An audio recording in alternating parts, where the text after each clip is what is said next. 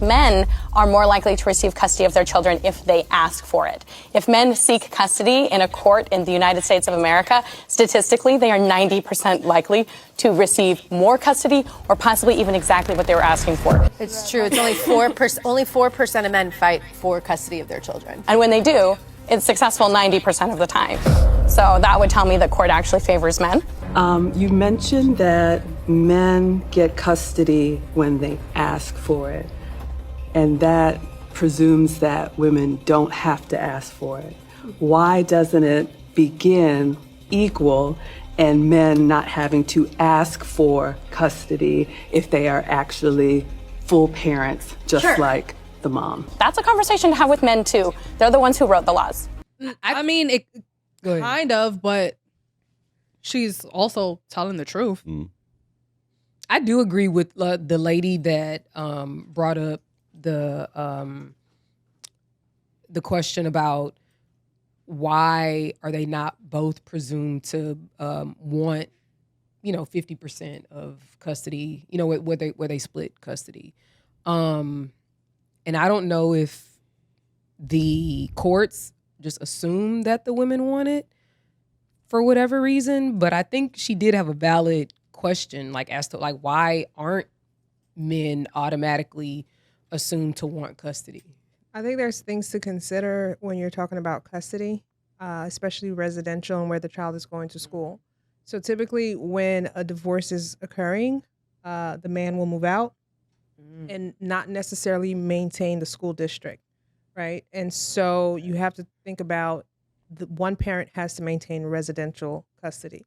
Sometimes you'll have the father and the mother staying in the same town, and then you could do 50-50 because you have to do a best interest of the child. So somebody has to have residential custody for some stability. Can you do, so you can't do 50-50 residential? It's like best interest of the child, right? So you've had extreme cases where a kid goes to school in 2 districts, and that's very, At the same time? Because it becomes so volatile. The divorce is so bad. And then you have to do a best interest for the kid and say, hey, one parent has to have residential custody, and then you'll do every other weekend, or do you see what I'm saying? Mm-hmm. So sometimes you have that. And I think that's what makes a difference in who gets the kid. Would it be assumed that if the man and woman break up, the woman would take the child with her? Who's maintaining the home, the family home? Who's staying in the family home? The 3 of them, but I'm saying... Because typically who's leaving that center? Well, right? no, how you said how the man usually leaves in a divorce, right. But I'm sure there's instances where the woman leaves, but she wants to take the child. Oh yeah, for sure. And it depends. Is the man gonna fight? For that? If he's gonna be go ahead because now I'm free too. Do you see what I'm saying? If he fights for the kid, it's more likely the kid will remain in that home. Makes sense. Yeah, I get what you're saying. I'm looking at it as the immediate, as you say, fight for the kid. Because if she is leaving with the child, then that also becomes, now he's got to call the police, and he's the aggressor, and he's loud. You're talking about the very beginning. That's what I'm saying. About, filing with the courts. That's 2 different things. Yeah. In real time, there's a breakup happening, and the mom is I'm taking her and I'm leaving. The next morning, you can file motions and speak with an attorney and go to court, right? That's 2 different things. Yeah, I get what you're saying, but I'm saying in the immediate, then I believe she would take the child. Well, no. What happens is if she's threatening to take the kid, what happens is you're going to call the police. Right. Yeah, right? But then I understand that. But as a man, you are the aggressor because you're calling the police and you're loud and you're trying to stop them from trying to stop her from taking the child. I don't think it doesn't it's that usually black work and out. white. You can't just say the man, I'm the aggressor and I'm stopping her from taking the child. There's so many variables to consider. Why is she taking the child? Is there a danger? Does she feel threatened? You know what I mean? That's all stuff that she can say in the moment. I understand. But when the police intervene, hopefully they're going to be asking the right questions. It can't just be because I'm the man, I'm naturally the aggressor. It doesn't work that way. You know what I mean? And I think that's part of the challenge that we have in this society, and that we tell men that right? And so they're like, I'm not going to call the police because automatically I'm going to be the one at fault. And that is not an accurate narrative that we want to reinforce. I understand there are cases where that occurs and they get kind of like amplified, but that's not necessarily the norm always. Yeah. I don't have no kids, so none of this is my problem. Well, but did you grow up with both your parents in the house? Whatever. None of this is my problem. I mean, the only reason I asked that, Dave. No.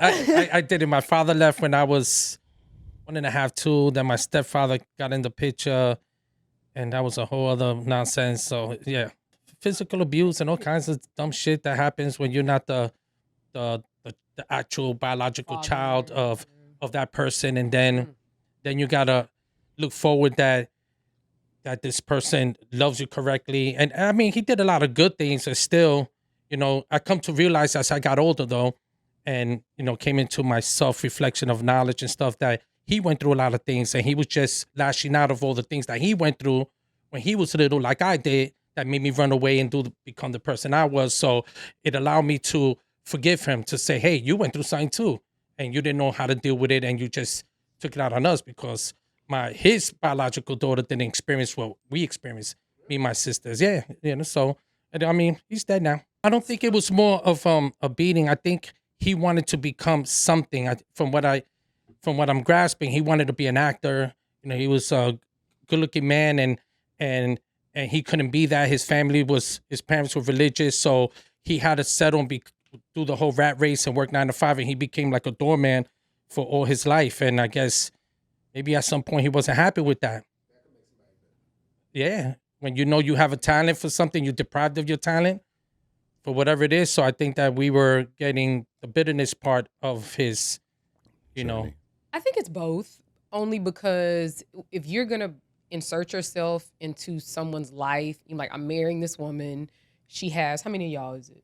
You total of us. Well, No, at just- that time, Yeah. it was 4, Plus his daughter. including No, just your Okay. mama's kids. 3 All right, so at it's the time. right. So it's 3 of y'all, and I think if you are gonna come into a situation and you're going to, obviously this woman has 3 children, you have to like come to the realization that like you will have to be the father figure, even if your dad was still around. Like you're living there with him, So I don't know. I feel what you're saying. I'm kind of torn because I understand like the trauma that he went through as a kid, and maybe that's why he treated y'all differently from his own kid. Well, how many did he have? 2. One with my mother that was living with us. Then he had a son from a previous. And he didn't treat your sister that he had with your mom. He didn't treat her bad. No, my younger sister, that was his. Not that I know of. She wasn't getting the bad end of the stick. And she was the only girl too, right? On his side, he had a son, an older son. Yeah, I think those factors. Let's not take away from like he took me to games, taught me how to play baseball. Like he did all that other stuff. You know what I'm saying? So I guess there was some type of balance going on there. Yes. Nah, I mean, for me, maybe for my sisters would be different on their storyline. In my storyline, I mean, I was getting my ass whipped for my moms too. So it got to a point where we were getting an ass whipped for shit that my sister would cry, and I would look at her and be like, "You're not used to this? Like, we're gonna fuck up again. This is gonna happen again. So know that we're gonna get our ass whipped again. So you better learn how to be tough and your skin like leather because we're gonna get fucked up again." Did y'all get whoopings like where if one kid mess up, everybody getting a whooping? No, but back then, your parents would warn you. They'll pre-warn. When I get home, I'm gonna fuck you up, or I'm gonna whip your ass, or whatever it is. So we started throwing sweatpants. You start hooking your shit up to make the layers thicker. So when you're getting your ass kicked, it doesn't hurt as much. Shit. My sister used to sometimes pretend. I used to pretend cry at first, but then at some point, I stopped pretending. I wasn't like crying no more. My mother was like, "Oh, it doesn't hurt." Like, no, I'm used to it. Not that she was abusive. We were playing around. Like, she said stop. We're being kids. We didn't know how to stop. Yeah. I mean, I was cutting class. I was doing all kinds of feel work. like you learned your lesson unless you're crying. Very true. I mean, once again, you never this is know a joke? what a parent, That's Plus, what I don't know what my that's mother what it was feel going through like. as well because she was working a lot. She was taking care of us. You know, she was a cop at one point. Then before that, she was working in the hospital. Because I remember one time where we lived at, it was 3 bedrooms downstairs. So it was like my older sister had her own room. I had my own room. And then my youngest and my sister is 10 months older than me. They shared. And then my mother's room was upstairs. So one day when she was at work, we took all the bed sheets and we tied it up and we made like little castles, you know what I'm saying, to play maze, and we playing, and here come my mother like Godzilla. You know what I'm saying? She came home and, what are you doing? You messing up the sheets. I got to wash them, and tore it up and just started smacking us up because of it. And then when you think about it, you're like, I thought we were being creative. Yeah. You know, I thought we were having fun. Like we thought of something and we manifested it. And we got our ass kicked for it. You know, so at some point it put some fear in you. You'd be like, maybe we shouldn't be visualizing the shit that we want to do because you might get an ass kicked for it. Yeah. Like, y'all better go sit down and do some worksheets. Something, do some schoolwork. Ain't no castles in this house. You know? I don't know. I get, like I said, I get where your dad is coming from, because I realize that, like, my dad has a bit of trauma with that, simply because he was the oldest of 5. And then, like, when you're the oldest. Your father was the oldest in his family. Mm-hmm. Of like the siblings. Mm-hmm. And it's like, when you're the oldest, you don't get a childhood. You know, you are the nurturer at that point. Even if you're the boy, you know, like, you got to be responsible for the ones under you. You know, your mama come in the house and something is awry with the 2 younger ones. You be like, man, I told him. She be like, well, clearly you ain't tell him good enough. Go get the belt. You know what I'm saying? Like, I think that there's a level of trauma, especially like our parents' ages, boomers. They grew up differently. You know, I'm not saying it was right or wrong. Well, some was right and some was wrong, but they grew up just very differently. But I also will say that because of some of the trauma that my dad had, he was very, like, intent and conscious of how he was with me.